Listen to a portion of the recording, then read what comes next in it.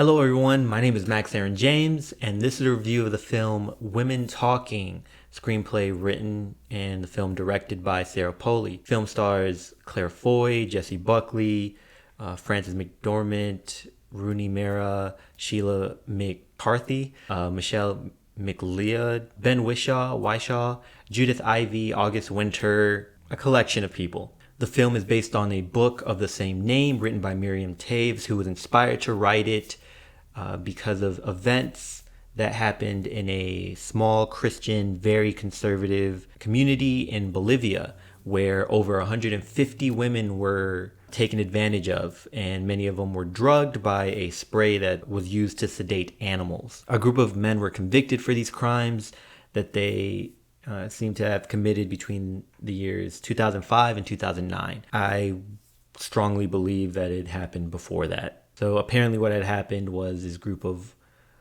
women, and girls were drugged, they were taken advantage of, and were told that it was the devil that committed these acts, or that the women were imagining things maybe to convince them that they were being hysterical. If you know the history of that word, hysterical or hysteria, you would know I'm using that purposefully. I will not speak much more on that, reason being that I've only read a couple articles on it. Also, this video is not about that. It's about the movie, although inspired by these real life events. We're talking about the film.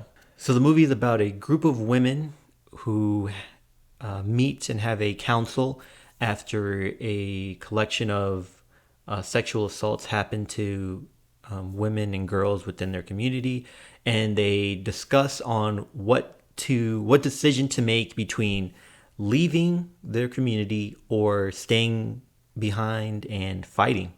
Now, there was a third option to just do nothing, but that was, that got the least amount of votes, and it was a tie between those two. So the movie deals with that, choosing whether to leave or to stay and fight. During this council about what to do or what to deal with within their colony, there's a struggle and questioning of their faith and whether to accept these traditions or these ideas that society has pretty much ingrained into everyone. I really like this approach. I did not read the book, so I do not know how much was changed, if anything, because there were scenes that I felt, this is very much something you would write in a book.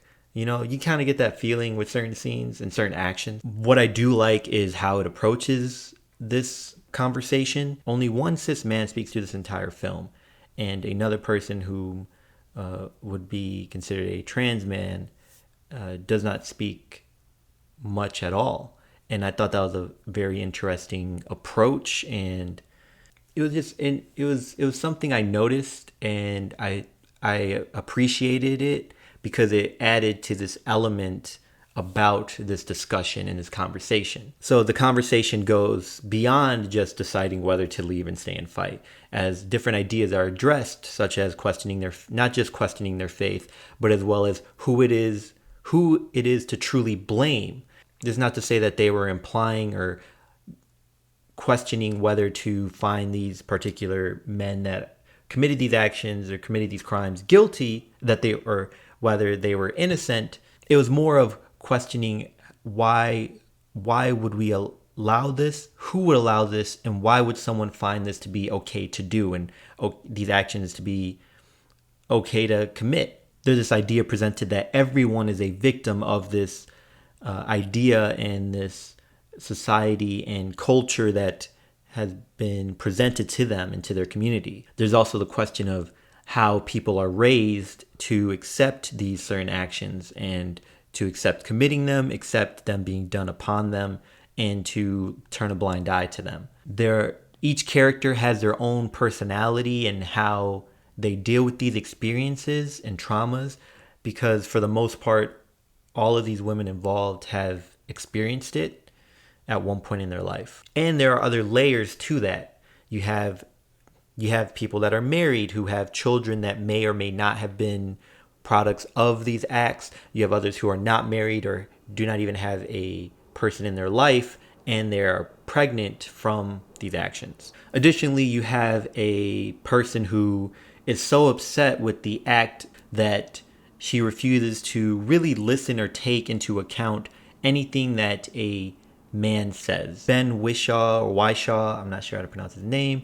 He's the only man in this cast ensemble, and he's presented, into the film, and he's the one that is there to take note of what is going on.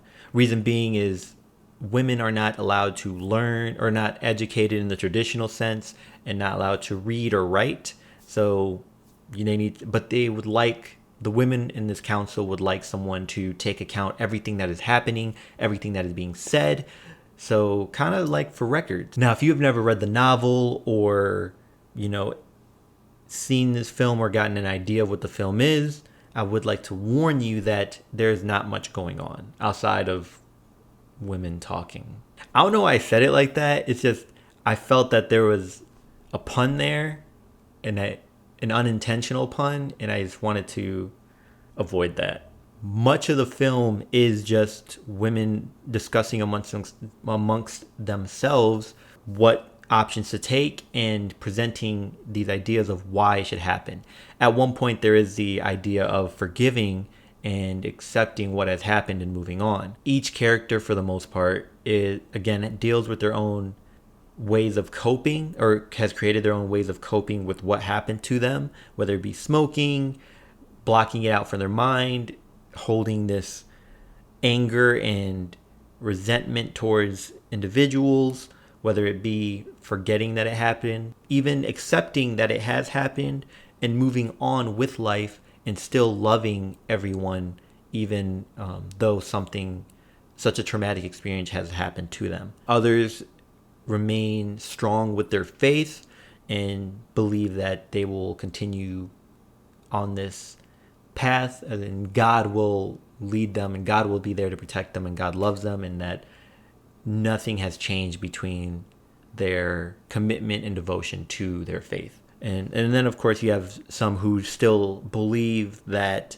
it is the act of the devil that has led to this experience, or that they are being punished.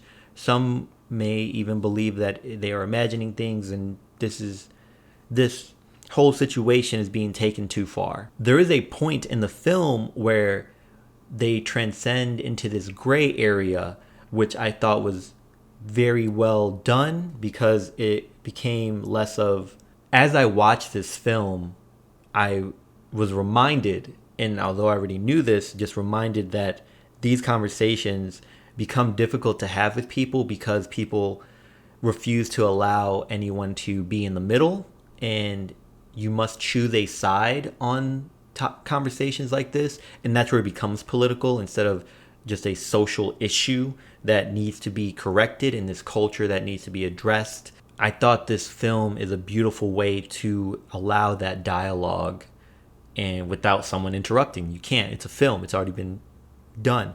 And presenting an example of this is how conversations should have, even if someone has opposing views that are completely separate.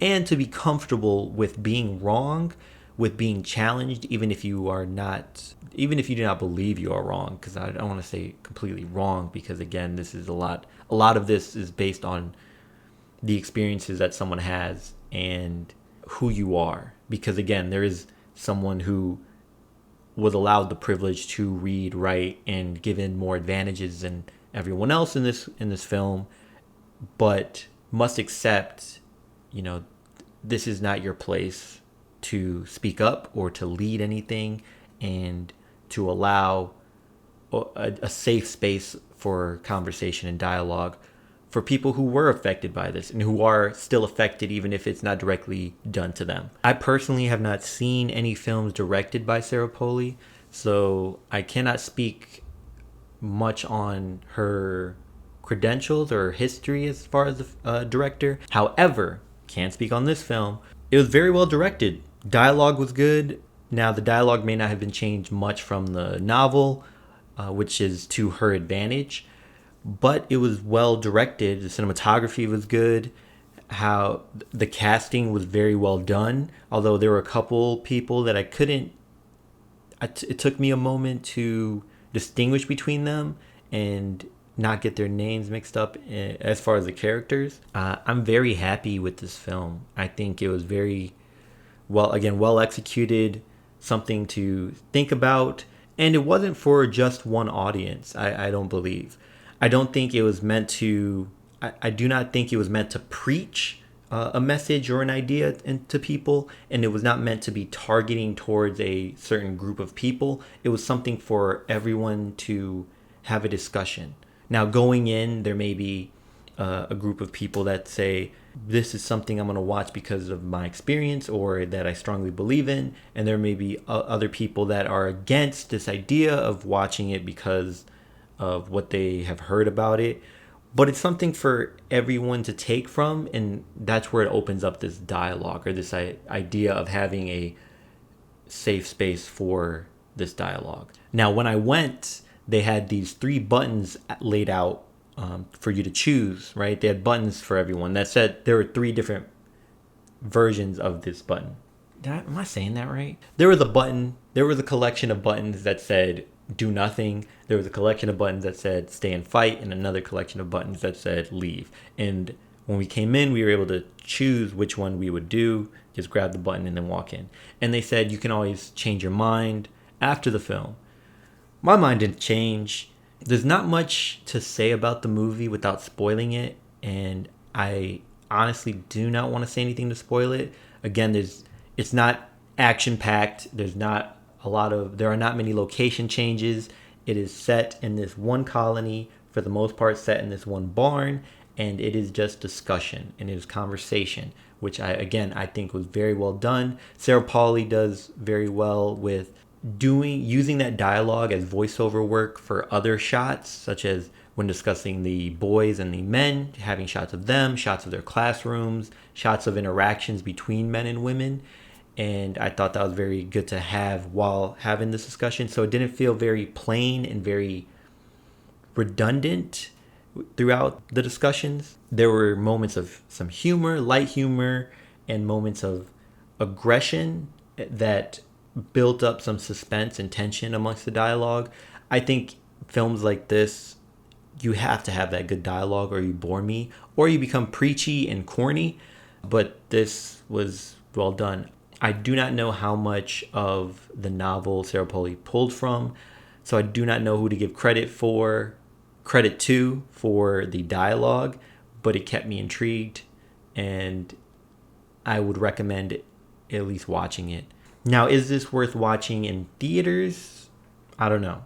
I would not say so, considering how expensive movie tickets are at the moment, but it's something worth taking a look at and checking out. You may actually enjoy it watching in theaters just because you have that, you feel in that same room. So that's all I have for this movie. I would recommend watching it. It's a good start to the year, in my opinion, having a movie such as this. And I hope to have similar films this year with such as this, because sometimes we get tired of the action and the constant hustle and bustle, fast-paced movies, and we just want to sit down and learn something, which I did. Until next time, y'all take care of each other, check up on one another, check up on yourself, and remember, potential has no limit.